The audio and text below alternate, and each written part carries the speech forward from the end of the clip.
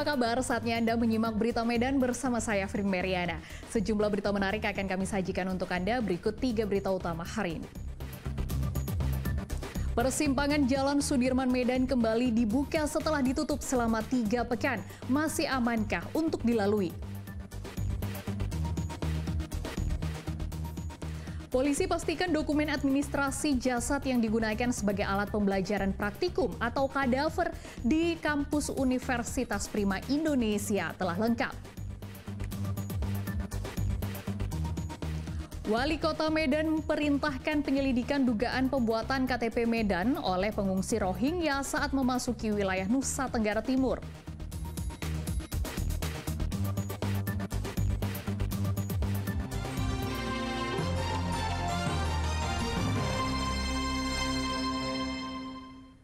Persimpangan Jalan Sudirman Medan kembali dibuka setelah ditutup selama 3 pekan. Uji ketahanan gesek dilakukan untuk memastikan tidak ada lagi korban yang jatuh di persimpangan yang baru direnovasi.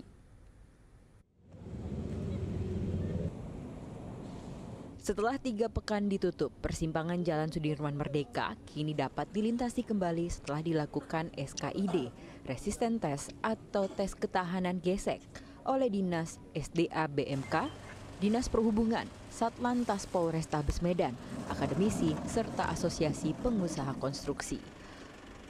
Wali Kota Medan Bobi Nasution meninjau dibukanya kembali Jalan Sudirman Medan usai uji coba dinyatakan layak serta aman untuk dilalui baik pengendara roda 2 maupun roda 4. Uji coba dilakukan dengan kondisi jalan kering dan basah. Selain tes ketahanan gesek, terdapat penambahan marka jalan serta jalur perlambatan dengan maksimal kecepatan 15 km per jam untuk meminimalisir angka kecelakaan. Hari ini kita pastikan apa yang dikeluhkan oleh masyarakat Medan dan pengguna jalan di Sudirman ini tidak terjadi lagi. Kita sudah tes baik secara data ilmiahnya ya, data ilmiah dan data di lapangan sudah kita tes, sudah aman untuk dilalui kendaraan baik roda 2 dan roda 4. Sebelumnya pada akhir November lalu, belasan pemotor jatuh tergelincir saat melintasi persimpangan Jalan Sudirman setelah direnovasi. Pemkot Medan kemudian menutup intersection Jalan Sudirman dengan mengalihkan ke beberapa ruas jalan protokol. Penutupan Jalan Sudirman berdampak pada kemacetan parah di pusat kota Medan.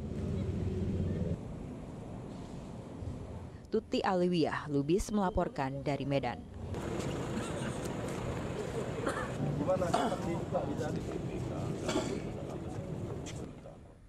Sepuluh korban hilang dalam bencana banjir bandang di Desa Simangulampe, Humbang Hasundutan belum ditemukan. Basarnas Medan resmi menutup operasi pencarian korban setelah dilakukan selama 13 hari pencarian. Basarnas Medan resmi menutup operasi pencarian korban banjir bandang dan longsor di Desa Simangulampe, Kecamatan Bakti Raja, Kabupaten Humbang Hasundutan pada Kamis lalu. Sejauh ini 10 korban masih hilang. Penutupan dilakukan setelah proses pencarian orang dilakukan dalam 13 hari. Tim SAR gabungan melakukan pencarian maksimal di darat dan perairan untuk mencari para korban. Namun sejauh ini korban belum ditemukan. Pihak Pemkab Humbang Hasundutan mendatangkan ekskavator ke lokasi kejadian dan mengerahkan 5 personel tetap berada di lokasi untuk berjaga jika sewaktu-waktu dibutuhkan. Selain korban jiwa dan hilang, bencana ini mengakibatkan rumah milik 55 kepala keluarga mengalami kerusakan. 160 jiwa mengungsi yang ditampung di kantor Kecamatan Bakti Raja serta gedung serbaguna HKBP Simanulang.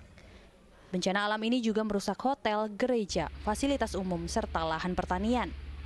Sebelumnya, longsor terjadi pada Kamis 7 Desember lalu. Bencana tanah longsor terjadi sekitar pukul 23 malam hari. Banyaknya material bebatuan berukuran besar dan lumpur menghantam rumah-rumah warga. Yana Asmara melaporkan dari Kabupaten Humbang Hasundutan.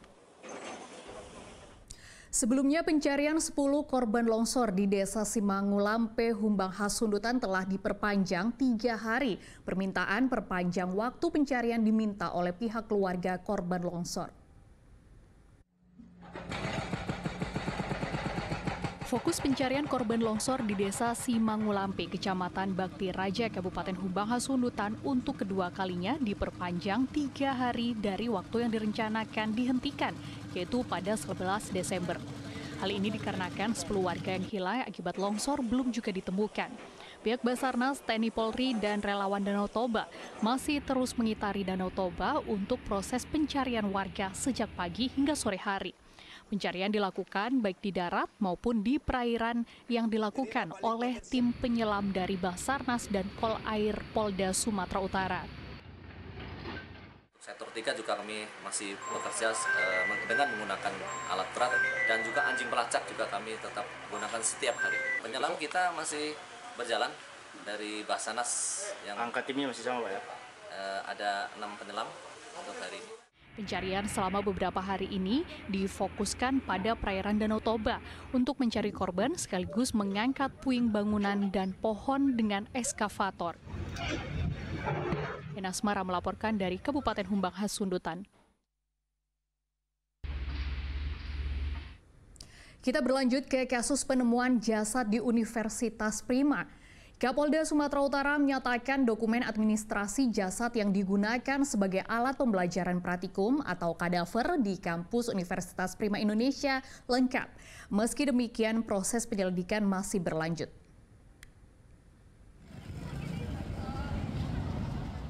Kasus penemuan jasad di kampus Universitas Prima Indonesia menjadi sorotan pihak kepolisian pada pekan lalu menemui titik terang. Seluruh dokumen kadaver ataupun jasad manusia yang digunakan sebagai alat pembelajaran praktikum telah diserahkan kampus ke pihak polisi. Namun terkait adanya indikasi kesalahan prosedur baku penggunaan kadaver, Kapolda Sumut menyatakan masih berkoordinasi dengan kampus. Selama ini sudah kita datang, sudah ditunjukkan dokumennya, hal-hal lain yang kita perlukan. Jadi rasanya isu ini kita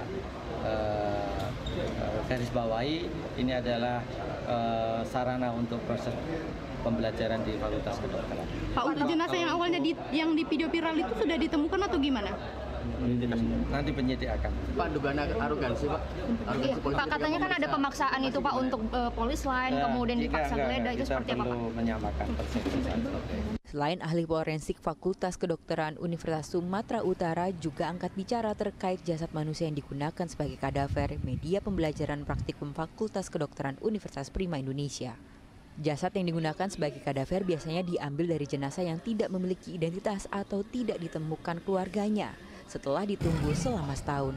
Sebagai kadaver dibutuhkan kelengkapan dokumen baik dari kepolisian maupun rumah sakit. Kemudian kadaver tidak dapat diperjualbelikan atau dijadikan komoditas komersial jual beli. Terkait penempatan kadaver terdapat aturan lainnya. Salah satunya mengatur penempatan khusus kadaver, yakni di laboratorium atau instalasi jenazah. Apakah itu bisa diperjualbelikan? Sebetulnya tidak boleh. Itu sama dengan transplantasi organ, tidak boleh terjadi transaksi jual beli. Karena itu untuk kepentingan pendidikan, kesejahteraan manusia. Karena kita ini tidak akan bisa jadi dokter. Nah, sebetulnya kayak gitu ya, sebetulnya seperti itu. Tidak bisa jadi dokter kalau tidak belajar dari kadaver ini. Sebelumnya 2 jasad manusia ditemukan di parkiran Universitas Prima Indonesia. Menindak informasi tersebut, Polrestabes Medan mengerahkan petugas dan Lab 4 untuk menelusuri kasus tersebut. Tuti Alwiyah, Lubis melaporkan dari Medan.